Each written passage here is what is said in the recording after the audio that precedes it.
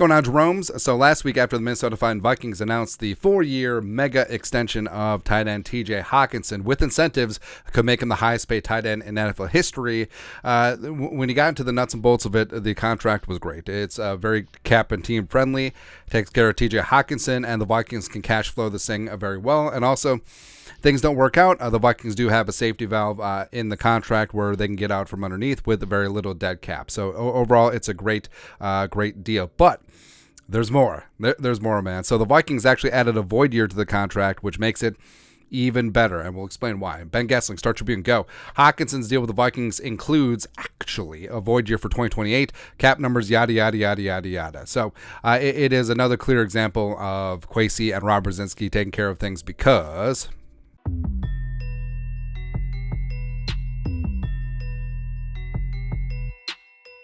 So here's the contract as is, and it does include that void year in 2028. Now, as of right now, there's zero dead cap dollars on that 2028 season, but I think it's really smart for the Vikings to add that in and have that flexibility because, number one, it doesn't cost TJ Hockenson anything. Number two, it does give the Vikings maximum flexibility going forward, and here's why. So void years, where you can defer cap hits into years after the contract or after the years currently on the books, and the Vikings have that right now with Kirk Cousins, they have it with Danielle Hunter, Marcus Davenport, among others. Now, here's the thing, where if you take an existing contract, say a player signs a 3-year contract, no void years, but a team wants to add void years on the back end of the deal, the player has to agree to it. Now, the agent ain't going to give that away for nothing, even though it really has zero impact on the player, but it does give them a leverage point. So usually teams have to give a little bit of guaranteed money or another signing bonus or whatever there. But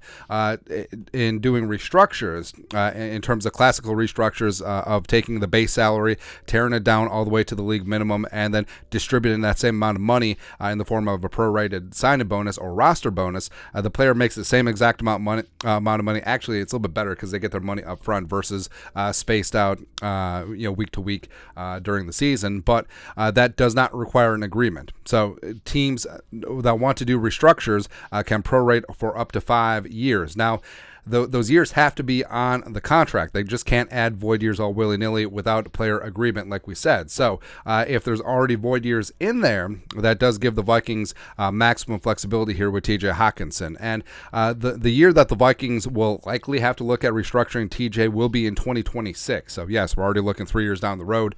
But in 2026, Hockenson's base salary is $15.4 million with a $19.6 million cap hit with only $7.2 million dead. Now, on his actual contract, there's only 2 years left, 26 and 27, but with that void year, gives them another year where they can spread out a restructure. So without the void year, they'd only have 2 years to prorate the restructure of taking down his $15.4 million base salary, turn that into a bonus. So you don't really save a whole lot. But with the void year, they could prorate that over 3 years and free up quite a bit more cap space over 26, 27, and 28. Now, if Hockenson is not on the roster at a set date, the contract does void, and then the dead cap hits do come due, but that sort of is what it is. And it's another mechanism of kicking the can down the road, which I know some people don't like, but we've explained it. With the cap going up and up and up every single year, the value of $1 this year is a lot less than in the future years, which